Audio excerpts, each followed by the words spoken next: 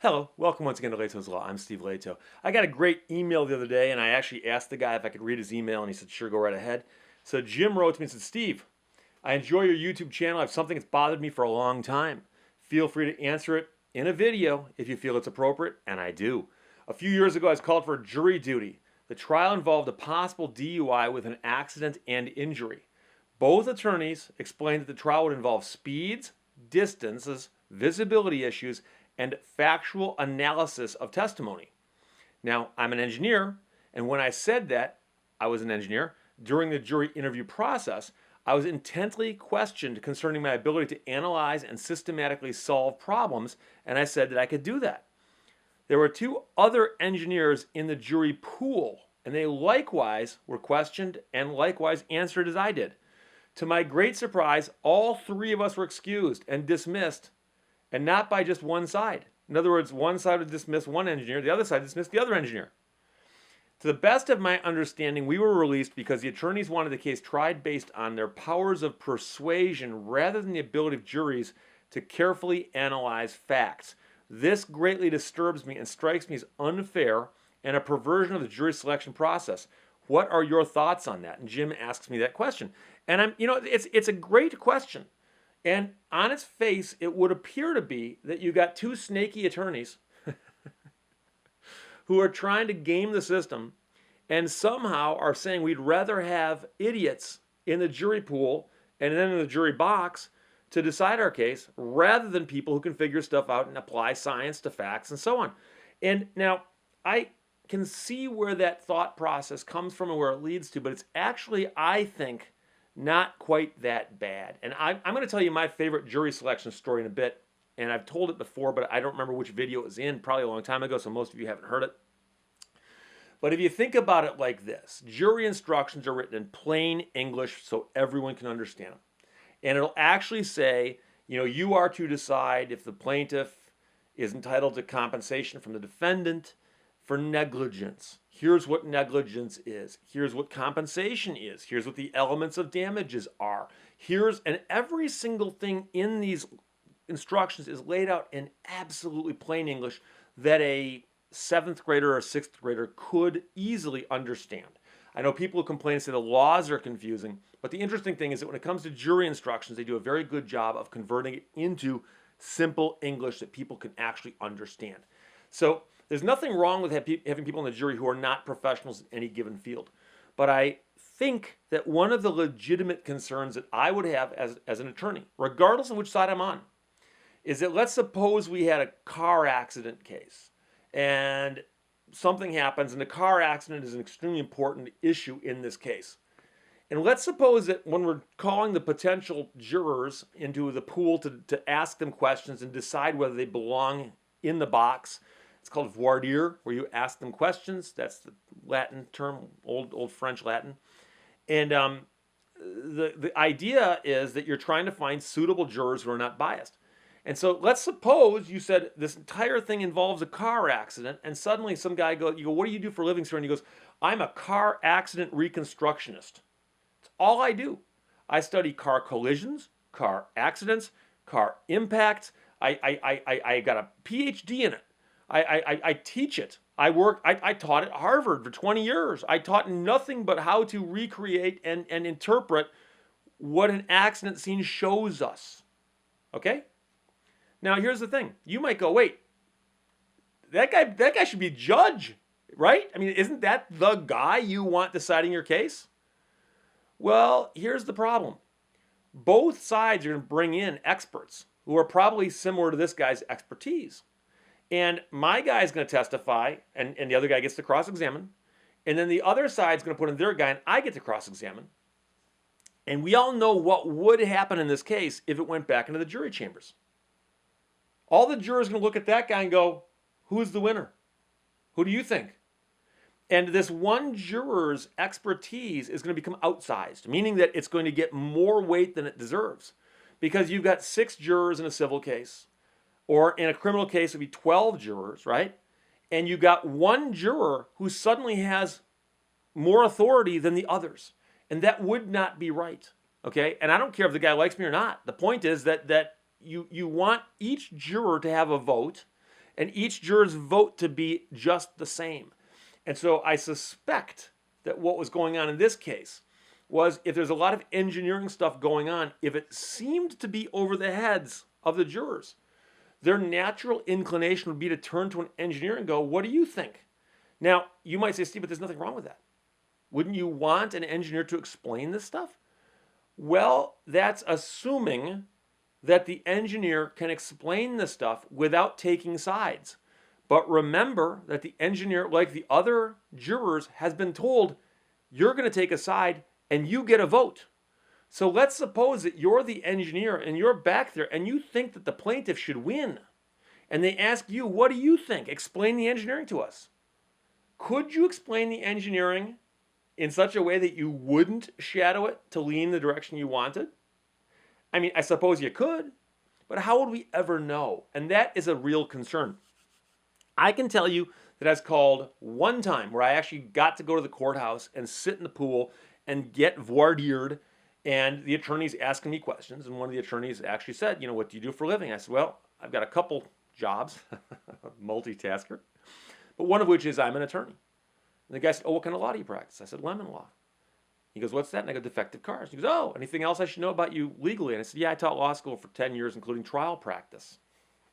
Which I said specifically, so that the young attorney would realize I'm already critiquing what he's doing and he's doing it wrong. But I digress. And I didn't get picked, and neither did the attorney next to me. And I wasn't offended. I didn't want to get involved in this case anyways. When I heard the original basic statement of the facts, I'm like, oh, this is going to be a nightmare. There was a car accident, and a guy was towing a trailer, and somehow the car and the trailer came into contact with a car in another lane. And the entire case is going to be, who's telling the truth? Did this guy go over his line, or did this guy go over the line? And you know something? I didn't want to get involved. But I would have if chosen, right? But the point is that what happens if you have a jury of 6 people and they go back in a room, and the other jurors are confused about a legal instruction, a jury instruction. They're told, if you've got questions or problems, you can ask the judge to reread instructions to you. But it's a waste of time. It's spent, people want to get out of court. They want to go home. They got lives. Aren't they more likely going to turn to one of the attorneys and go, hey, can you explain that negligence thing one more time? And again, if I was back there, I probably could, but it would be inappropriate. They don't get the law from me. They don't get the law from another juror. They get the law from the judge.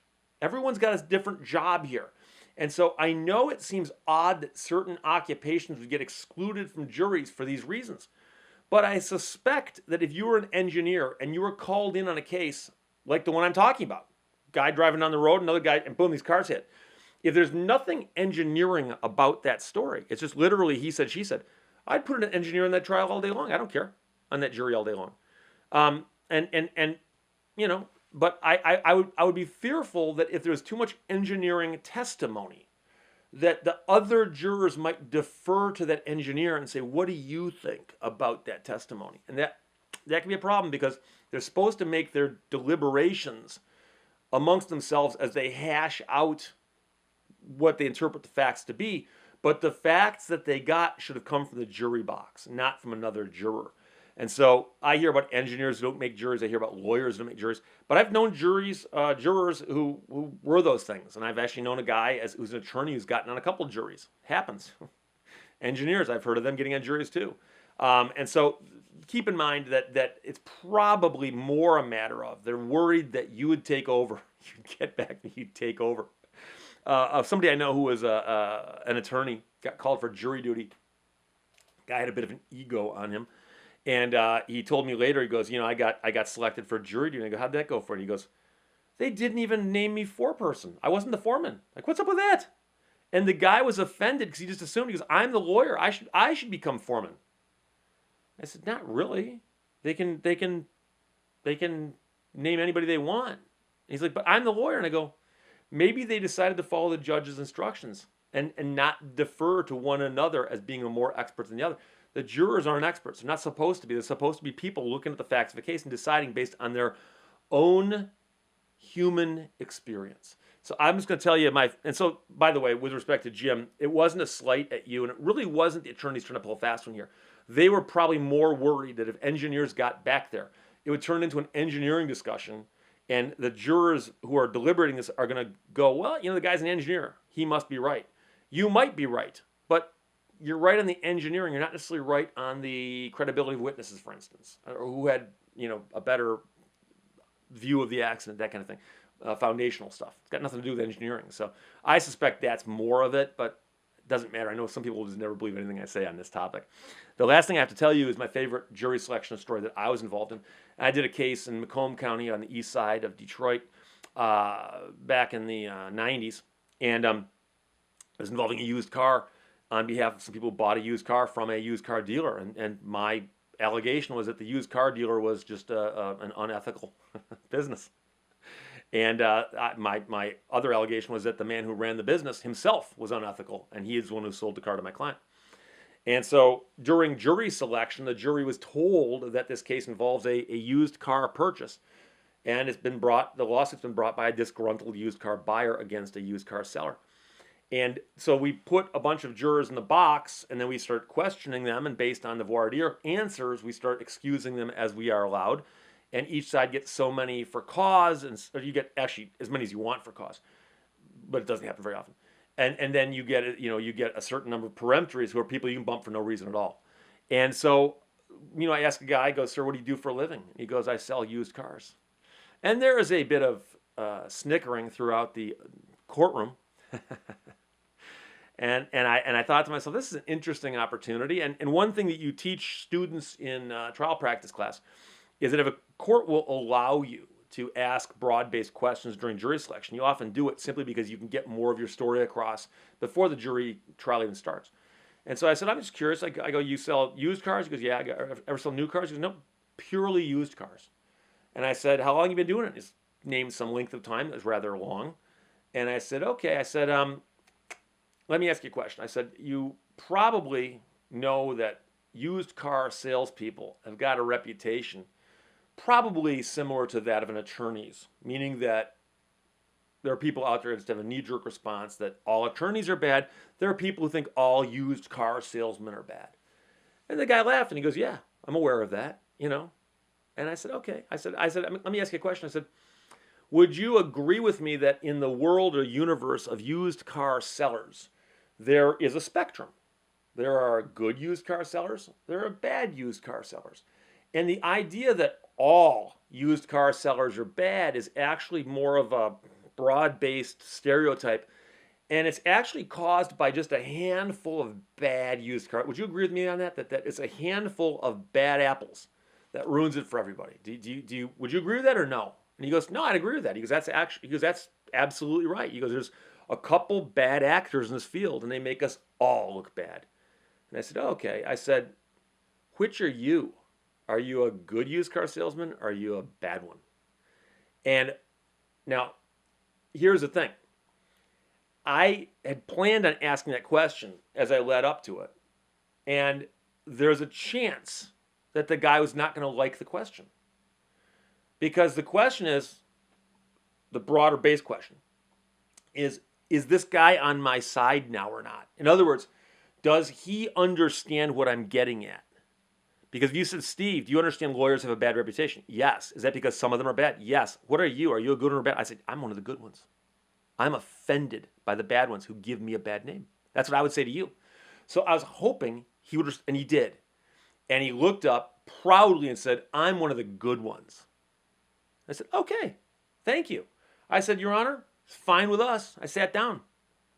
My opposing counsel, I swear to God, had a grin on his face like he'd just been handed a Christmas present and all his birthday presents on the wrong day of the year and was going to get another set at Christmas and his birthday. It's like, you sell used cars? Okay, you're good with us too. And he sits down. So now here's the thing. We're going to have a jury trial where I'm going to spend 3 days bashing on a used car dealer. And I'm convinced that the evidence is going to come out that this guy's a bad guy. My defendant and his attorney are convinced, no, That man's crazy to have put a used car dealer, seller in the jury box in a jury of 6. That man's got 1/6 of the power back there. And long story short, the jury actually asked for the receipts, and they took the receipts back and they actually added up every penny my client asked for and gave her an award that was actually a very unusual number, but it contained every last penny she'd asked for. And later, I was talking to people about this, and I would tell them the story. And they'd go, wait, you put the guy on the jury knowing he sold used cars? And I said, yes, but you understood the question preceding that. And here's the thing. If I lost that trial, I understand that, yeah, I look like an idiot right now. I probably wouldn't be telling you the story. But I also understood that if I got that idea across to him, this was his opportunity to actually do something about bad used car dealers. If he's a good one, he wants to do that. And so it became a game of chicken. I think this guy wants to help clean up his field. And my opponent thinks, no, used car salesmen will just stick together because that's what they do. But it turns out we won. And I'm convinced to this day that that used car salesman went back into that courtroom or jury room. I did not ask. I never spoke to him, by the way. I never spoke to him again. I just smiled and thanked him, thanked the group. And I am convinced to this day that he went back into that jury deliberation room motivated after he heard the evidence in the case, motivated to let's do something about this because that was a transaction that shouldn't have happened that way. So that's a little story about jury selection in my case. And, like I said, I've had engineers, lawyers, other people pop up on my juries. And I can tell you, I can think of an example right now in a criminal case where I left a lawyer on the jury panel, and it worked out for me. So, the other side left him on too. So these things happen. But they're not kicking you out because you think clearly. They're kicking you out for fear that you would be able to overly influence your fellow jurors. At least that's my take. Questions or comments, put them below. Keep the emails coming. Thanks a lot. Talk to you later. Bye-bye.